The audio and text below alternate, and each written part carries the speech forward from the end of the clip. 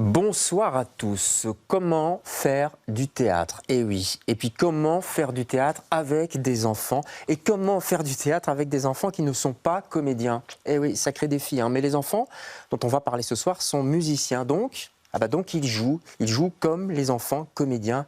Ils jouent comme les enfants. La boucle est bouclée. Marine Orbachevski et Vincent Henbick sont les invités de LCR ce soir.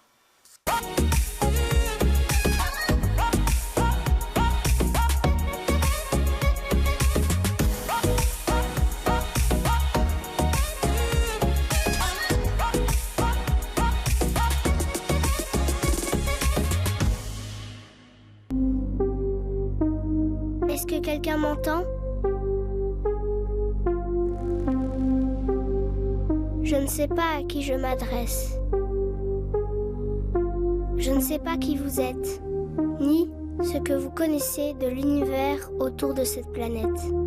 Je ne sais pas en quelle année vous allez écouter ceci, ni même si vous venez d'une autre planète.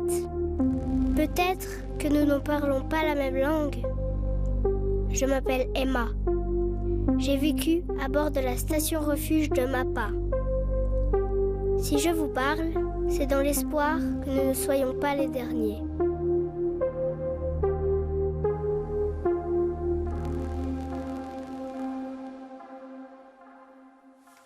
Voilà, comme c'est étrange, et ça se passe à partir de ce soir sur la grande scène, s'il vous plaît, du Théâtre National. Oui, dit Marine fièrement, c'est vrai que vous êtes sur la grande scène. Ça va aller ? Surtout pour les enfants. Bien sûr, parce que c'est ça qui est original, c'est qu'il n'y a effectivement que des enfants et un adulte, on va en parler, sur scène, mais globalement des enfants, une dizaine plus ou moins. 10. Vous m'avez dit 7 filles, 3 garçons ? C'est ça. Souvent, il y a toujours, c'est comme dans les cours de théâtre, il y a toujours une majorité de filles. Sauf que je parle, mais c'est vrai. Ouais. Sauf que je parle de théâtre, on va parler de théâtre, c'est pas tout à fait, je l'ai dit, des comédiens et ça demande un travail particulier. Avant tout ça, moi j'avais une question personnelle, si je puis me permettre. Quel type d'enfant vous étiez, Marine ? Un enfant assez introverti. Ouais.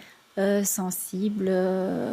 J'imaginais des tas d'histoires. J'ai un frère qui a 14 ans de plus que moi, donc j'ai passé beaucoup de temps seule à jouer, à inventer des histoires. Donc, Et vous continuez à en inventer ce soir. Si possible, oui, oui, bien sûr. Et de la musique, bien sûr. Et vous, Vincent, c'était quoi le petit Vincent? Il était comment? Moi, c'est pareil. J'étais avec mon frère tout le temps. Et on se racontait beaucoup d'histoires. On était vraiment là-dedans. J'étais un peu trop sensible. Enfin, quoi qu'aujourd'hui, ça se discute. C'est pas mal quand même d'être ultra sensible. Ouais, c'est pas mal. Pas tous les jours. Non, mais c'est vrai. Ça peut être usant pour les autres, pour l'entourage. En tout cas, vous avez décidé de faire un spectacle, de proposer un spectacle, et c'est vraiment très rare quand même, avec essentiellement des enfants. L'idée vient d'où, vient de qui? Ouais.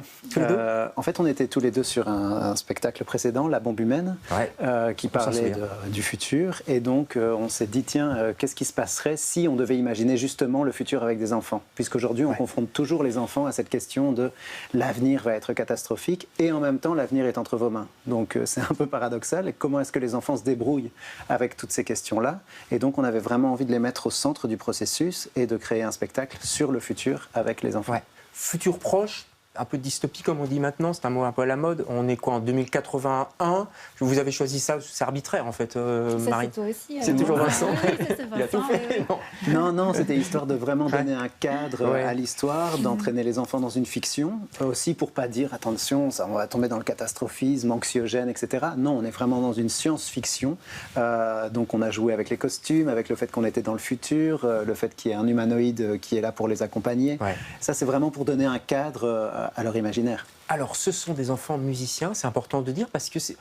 Est-ce qu'on peut dire que c'est du théâtre musical, par exemple? Oui, vraiment, vraiment.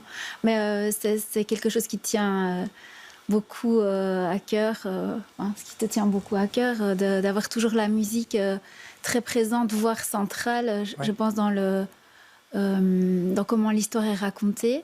Et donc ici, toute l'histoire, c'est vrai, c'est l'idée de Vincent. Mais quand il m'en a fait part et qu'il m'a lancé ce défi de préparer du coup des enfants musiciens à être comme ça sur le plateau, ça m'a tout de suite beaucoup plu. Oui. Ouais. C'est original quand même, vous qui avez l'habitude de travailler avec des jeunes musiciens. Je l'ai dit dans l'intro, le jeune musicien, il se lance, il doit jouer à un moment donné, il faut y aller.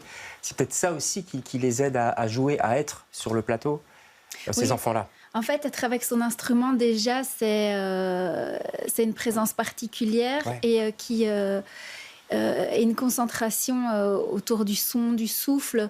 Donc, on a déjà une présence, je pense, quand on est avec son instrument. Ça les rassurait que les instruments soient là, pas loin, accrochés derrière? Moi, je les ai jamais sentis vraiment... Non, toute la préparation n'a jamais été dans un sens de attention, il va y avoir une représentation, il va falloir faire cela. Tout a été vraiment fait et c'est pour ça que là, ils sont prêts et pas du tout... ils sont contents, ils sont concentrés, mais ils ne sont pas stressés, quoi. Tout a été fait dans ce sens-là. 1 an d'atelier, 2 fois par mois, si j'ai bien lu. Ça s'est fait comment? Il faut s'organiser. On en a parlé dans une récente émission.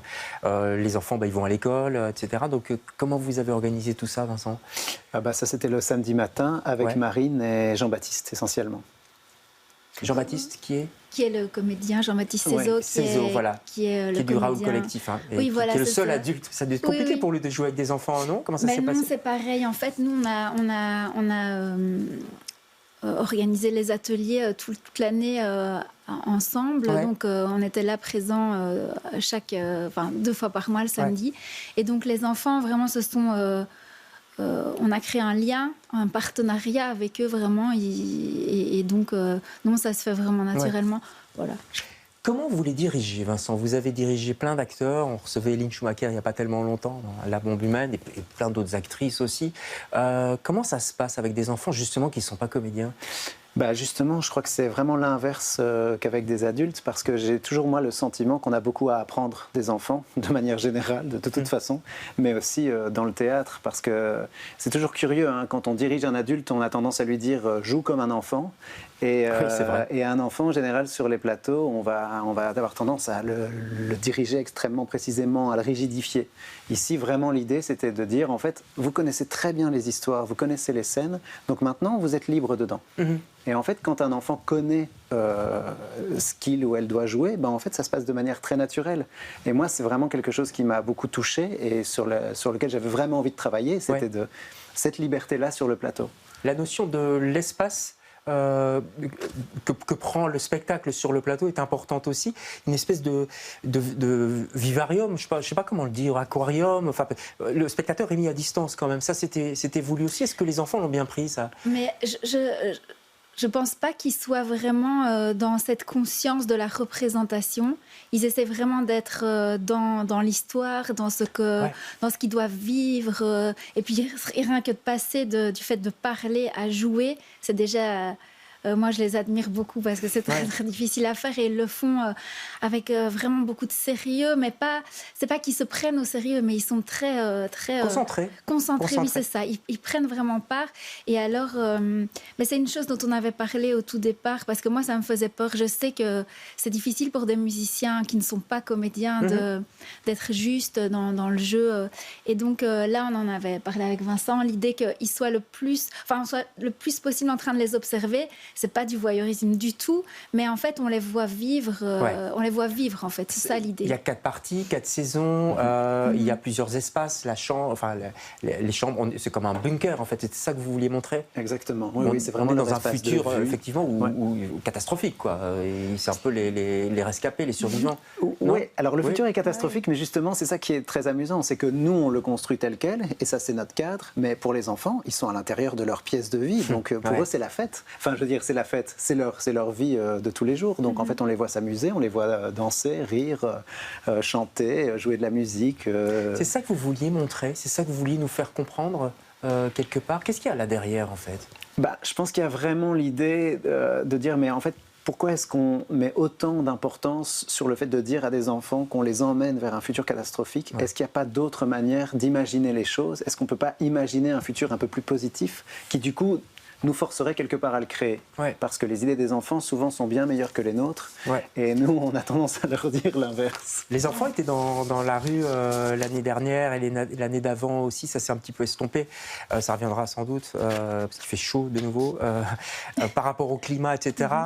Et nous, on était tous un peu comme ça, à les regarder. Ça vous a inspiré aussi par rapport à ce spectacle, j'ai l'impression, non, cette énergie que nous, on a peut-être moins. Oui, moi, je pense que l'énergie qu'on a voulu montrer, c'est l'énergie de se mettre ensemble, du collectif. Et c'est ça, en fait, peut-être qu'on a vu justement dans la rue et que la musique exige quand on joue ensemble, on est obligé d'être ensemble. Donc c'est ça aussi, c'est à travers la musique et à travers ceux qui vivent dans ce bunker. Comment on se met ensemble, en fait. C'est ça le collectif. Et puis nous, en vous regardant, dans ce vivarium, entre guillemets, on se dit aussi, ce serait peut-être bien, finalement, de refaire du collectif. Dernière séquence de l'émission, c'est une nouvelle séquence qu'on lance. Il n'y a plus de coup de cœur proprement dit, mais je vous demande aux invités de choisir un mot. Vous m'avez dit, moi, c'est empathie. En 30 secondes, pourquoi ce mot ? C'est le mot que je préfère parce qu'il signifie, pas parce que, pour le dire, c'est malheureusement assez moche à dire, mais par tout ce qu'il raconte, quoi. L'empathie, pour moi, c'est la chose la plus importante du monde. Est-ce qu'on arrive vraiment à se mettre à la place des autres, que ce soit des animaux, des insectes et de tout le reste d'ailleurs sur la planète. Et je pense que ce serait assez fondamental qu'on en soit pourvu extrêmement fort. C'est ce qu'on espère tous. Votre mot à vous, c'est luciole. Oui, tout bêtement parce que c'est le mot que je préfère dans la langue. Pourquoi ? Parce qu'il sonne. Je trouve qu'il sonne et il est évocateur sans doute de l'enfance, d'un livre aussi que j'avais petite. Et Vincent avait imaginé à un moment du spectacle qu'on allait voir des lucioles. C'était très compliqué finalement à mettre en place, mais du coup, c'est cette petite lumière, cet espoir qu'on va réussir à s'en sortir. Eh bien, il y a des lucioles. Vous voyez la transition du journaliste avec ses gros sabots. Il y a des lucioles à partir de ce soir sur le grand plateau du Théâtre National. Allez-y, c'est un spectacle étonnant qui fait réfléchir aussi, qui donne de l'espoir aussi. Vous l'avez bien dit. Ça se passe donc au Théâtre National et ça s'appelle La Décision. C'est la décision des enfants, en fait. Il y a un surtitre, comme on dit, ou un sous-titre. Le sous-titre, c'est les enfants du monde à venir. Et alors, quelque part, la décision, est-ce que c'est les enfants qui la prennent ou est-ce que c'est nous qui l'avons prise en les mettant dans ce futur-là ? Grande question. Merci à tous les deux d'être passés chez nous. On se retrouve demain avec d'autres invités. Bonsoir.